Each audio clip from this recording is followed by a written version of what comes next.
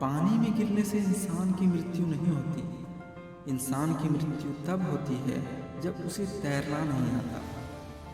परिस्थितियाँ कभी कभी समस्याएं नहीं बनती। समस्याएं तब बन जाती है जब उसे निपटाना नहीं आता। ये एक छोटी सी कहानी है। यह कहानी एक दिव्यांग राजा की है।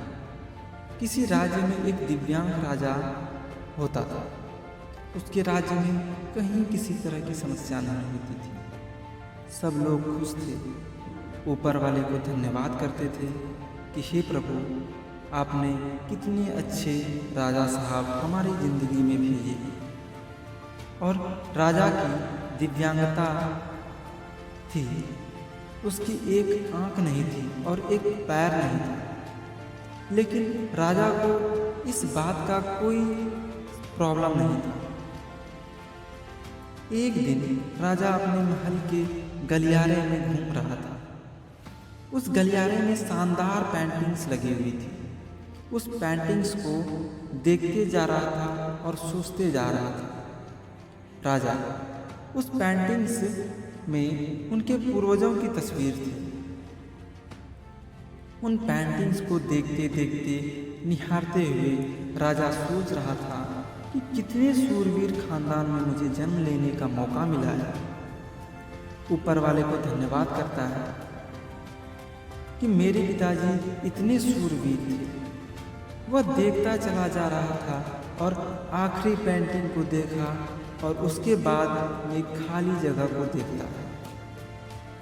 राजा यह देखकर चिंता में पड़ जाता है, क्योंकि उसे मालूम था कि यहाँ पर जो पेंटिंग लगेगी वह उसी की पेंटिंग लगेगी। राजा को इस बात की चिंता नहीं थी कि वह मर जाएगा।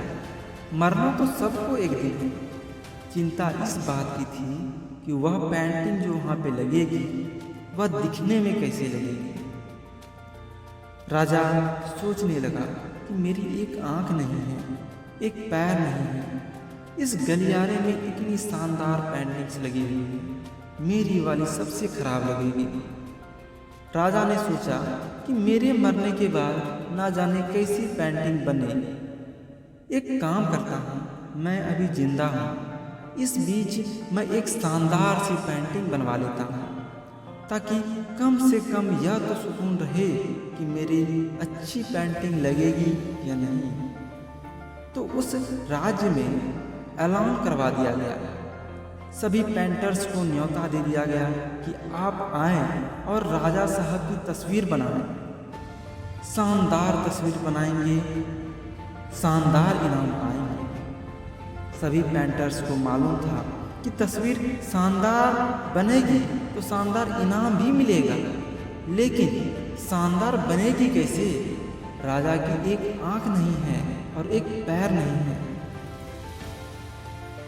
ऐसे राजा की तस्वीर क्या बनेगी?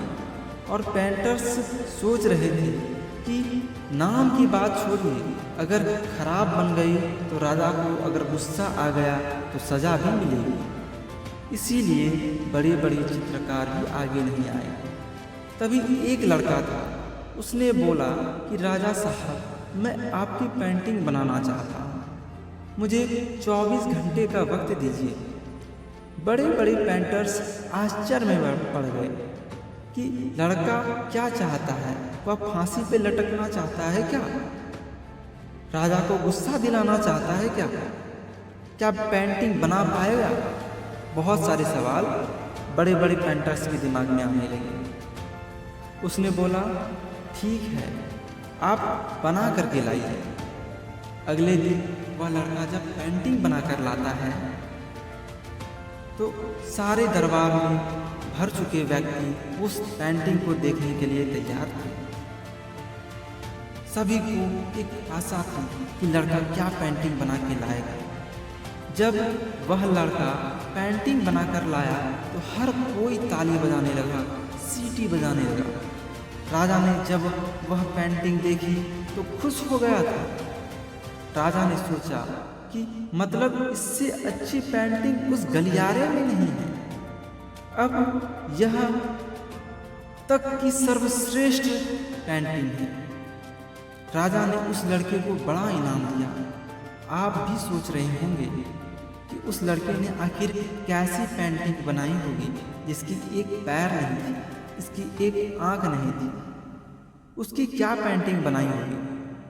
उस लड़के ने राजा को एक घोड़े पर सवार दिखाया। साइड से वह तस्वीर थी जिसमें एक पैर दिखा रहा था।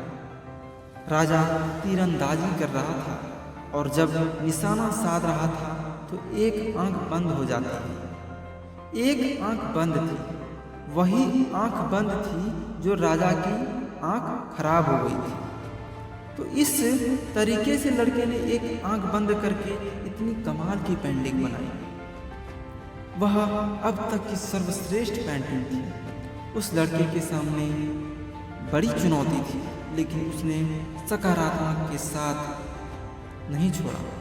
जिंदगी में चाहे जो भी संकट आए, एक वैक्सीन की डोज हमेशा लगा कर रखें। इसकी डोज रोज़ाना लगाना ज़रूरी है, क्योंकि ज़िंदगी में चाहे जिस मुकाम पर आप हो, अगर आपने पॉजिटिविटी है, अगर आपने पॉजिटिविटी का वैक्सीन लगा के रखा है तो यकीन मानिए आप उस संकट से बाहर जरूर निकल आएंगे।